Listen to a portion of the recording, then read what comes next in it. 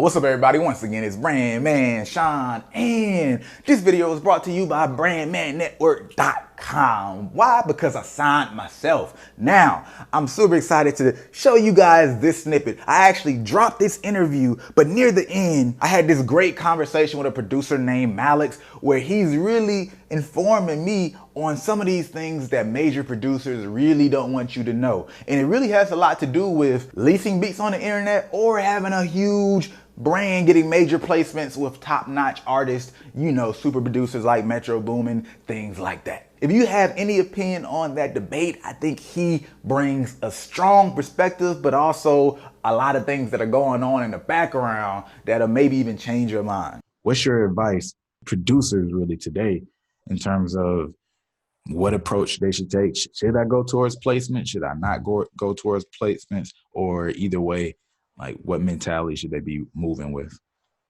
I say do both. I mean, Okay. it won't hurt you to do both. Like if you're sitting around making beats every day, then you should have enough beats to put on your website to lease or sell exclusive that way.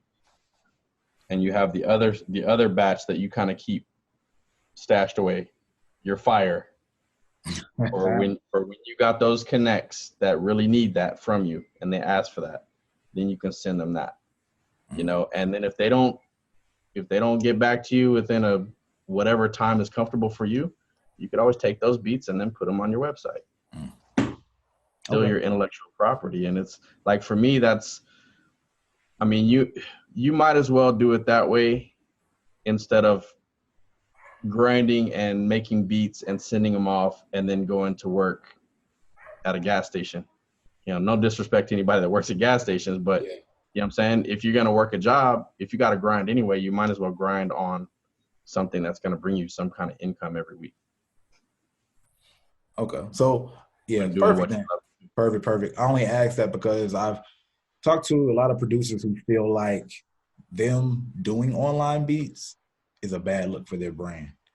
So they think them doing out online beats is going to keep them from getting somewhere in the industry. But you're saying that's not the fact. As a matter of fact, you talked about internet money. So you're saying it's not a fact. I mean, but yeah, it's all in the eye of the beholder, man. Like, and your perspective. If you're a cat that like I've always been a huge fan of Illmind. Like Illmind was one of my favorite producers. Yeah. And I remember he said something online about I think he had just interviewed Taz Taylor and all that. And I'm watching from a distance. I don't know any of these guys. I'm just watching and just learning. And I remember him saying something like, do you want to create timeless music, or do you want to create something like cookie cutter that is going to be flash in the pan and gone tomorrow, or something like that with no creativity? Like, and I was like, that's a polarizing statement. And it's kind of like, it depends on your perspective, because a lot of these guys think they're making timeless music, and it might end up being timeless music. But you're saying that just because it's like a quick beat make kind of thing, like in leasing, like that it's not going to be timeless at some point. I forget what I said to him, but I tweeted something to him.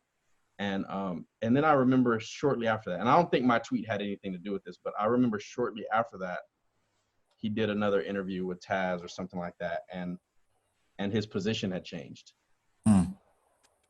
And I think it was because he and the way he explained it in his video, and I'm sure the video is still out there, I think he started realizing that, like, okay, it's not as bad as I thought it was, right? From an industry perspective. Yeah. The leaser is not really doing as much harm to the industry as we think they're doing. And then from the beat leasing side, I think they started looking at it like, okay, I've got some legit placements. Like, maybe the industry isn't as bad as I thought it was. So I think it's just perspective, man. I think whatever you can deal with, and, you know, you got lawyers and, you know, people that got your back. You know, if you got your team solid, you know, I think you can make it, you know, both ways. But for me and my sanity and what I'm going through and what I've been through, yeah, I just feel like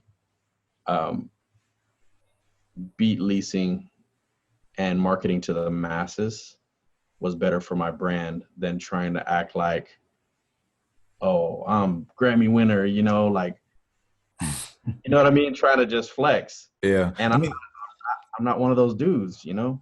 That's crazy that you said it that way though, man, because when you talked about just talking about how the industry found out is not as well, at least in Illmind found out is not as bad as he thought it was, and vice versa. It sounds like a bunch of fear mongering, right? It's you know what I mean? In the same way people do with Democrats and Republicans or race wars and things like that. You know what I mean? It's like so much of it is really just a fear of being done away with. Yeah. Fear of being shunned, I think. Yeah, exactly. Because this is one thing I know. I'm gonna tell you this. Again, I'm not dropping no names. Okay. But I know for a fact that there are at least 3 people I know of, 3 major producers that I know of that I just found out about this year.